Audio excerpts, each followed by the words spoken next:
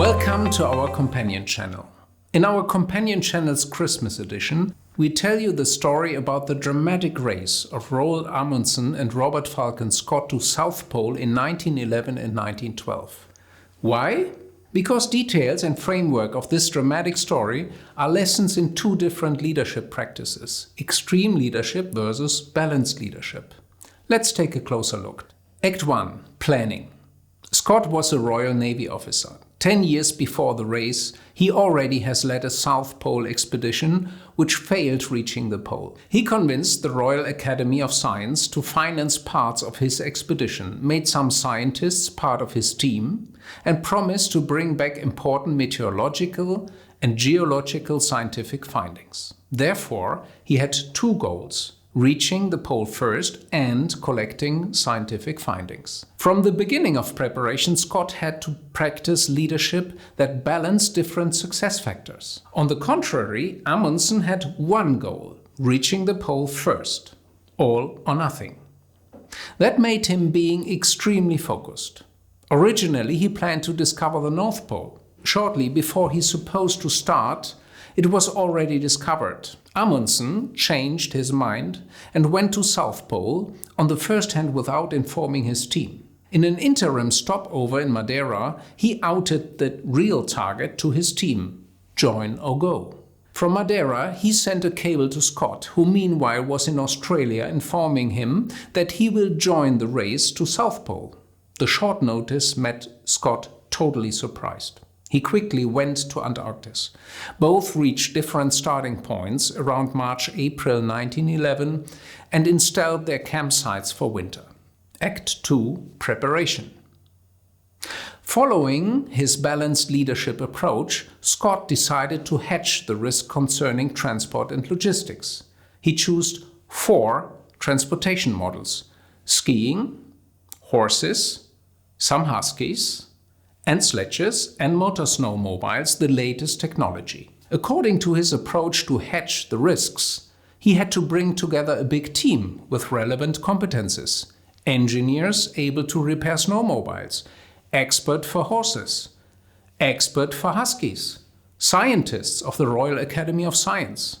All in all, 65 people with the respective need of nutrition and lodging.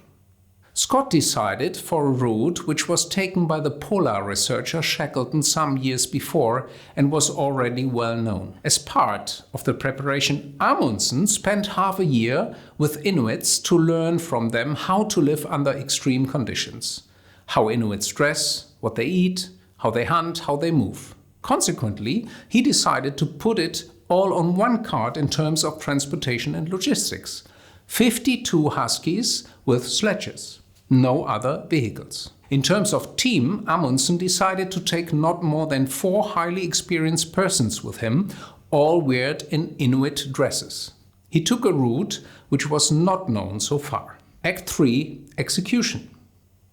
The only period possible to undergo the journey was between October and March, before winter storms start again. In October and November 1911, Scott and Amundsen started with a time difference of 2 weeks from their base camps to the pole. Scott soon lost time while waiting for spare parts for the snowmobiles, which had problems under the weather conditions. The scientists, looking for rock samples and making meteorological and geophysical investigations, made him also interrupting his tour. On the contrary, Amundsen invented the iron rule not to go more than around 25 miles every day. This rule was challenged when he mid-December was only 33 miles away from the pole.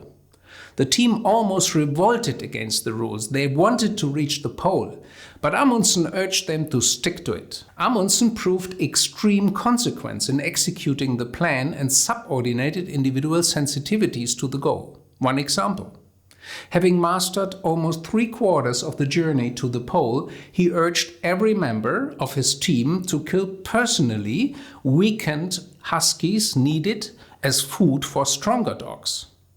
He did not allow to delegate the emotionally challenging job of killing the dogs to one member of the team. Amundsen finally reached the pole first, on 14th of December 1911, after 1,615 miles in 99 days. He built a tent and left a letter to Scott asking him to inform the Norwegian king that he, Amundsen, was the first. Amundsen did so because he suspected that he most likely would not make it back. There were only few stocks of food, few dogs surviving, and the team exhausted.